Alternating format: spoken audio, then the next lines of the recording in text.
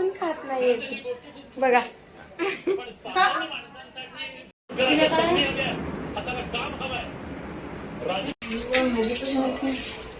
पहिला हे माझं काम होतं, भांडे घासायचं सगळ्या गोष्टी, पण आता हे माझं काम नाही.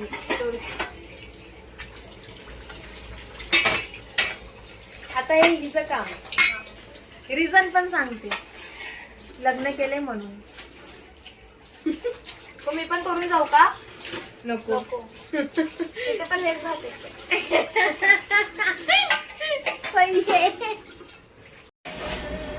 मम्मीला विचारू आपण घरी आलो कसं वाटतंय. मम्मी सांग.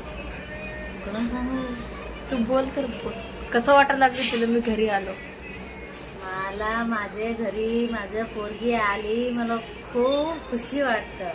असं वाटतंय माझं घर पूर्ण भरलेलं आहे, असं वाटतंय माझं पोट भरलेलं आहे. मला सगळं असं वाटते खुशिया खुशिया. मग चारू पोरी माझ्या समोरच असावं असं वाटते मला. नवऱ्याचं घरी पाठवावंच नाही, मग समोर असावं, त्यांना सगळ्यांना घेऊन जेवावं, सगळ्यांना घेऊन बसावं, भज्या करावं, चहा करावं, म्हणजे सगळं हॉलमध्ये बसून असावं, म्हणजे टी व्ही बघावं असं वाटते माझ्या मनामध्ये. काय आनंद होतो. नवऱ्या करून दिलो म्हणजे नवऱ्याच्या घरी जातात, कधी जीव लई आठवलं, सारखा फोन केला तर पोरगी पटकन मम्मीला आनंद होतोय. शिवाय देते, वारते, शिवाय देते. आणि एक अर्धा घंट्याला आणि जीव असं होते पोटामध्ये, मी काय शिवाय दिलो त्याला, काय वरडलो, कशाला मी वरडलो असं वाटतं. असं वाटते माझ्यासारखं आई म्हणजे जीव असं माझं होती ना. माझी आईला मला आठवण येत नाही, माझी आई मेली. माझं पोरीचं तेवढं आठवण येते मला, जेवण केलेलं काय केलं. एक टाइम नवरा उशीर आला तर चालतं खरं. मम्मी ठीक आहे, राहू दे. मम्मी इमोशनल होते आता, ठीक आहे. सेकंड नंबरला सिस्टर, ही आमची मम्मी, आणि मी 4th नंबरवाली आहे. आणि होते ओके. आणि हे आमचं घर. किती काळ.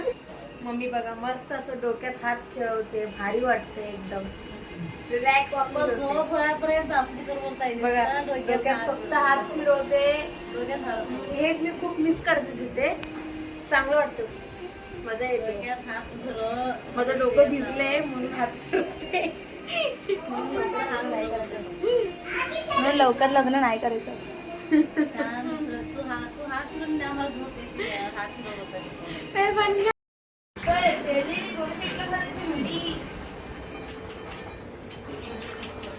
माझा डुक्कर काळा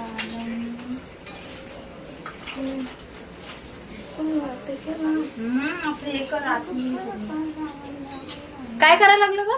पापड भाजते. कुठे गेलं? इकडं बघ. हे लोक ना कॅमेऱ्याला बघून कसं काय बोलतच नाही, नाहीतर ना ह्यांचं ना एवढं तोंड चालू असतं ना खूप जाम. आता हे कोलंबी बनवले, हे खाणार नाहीये, हे लोक खातच नाही. मी पप्पा मम्मी आम्ही लोकच खातो. हे ना ह्यांच्यासाठी ना पापड भाजतात ते, आणि ते दाय खाणार. म्हणजे हे लोक कोळंबी नाही खाणार आहे, फक्त मी पप्पा मम्मीच खाणार. आम्ही लोक बोल नको प्लीज. आम्ही कोलंबी लवर आहे, बोलू नको.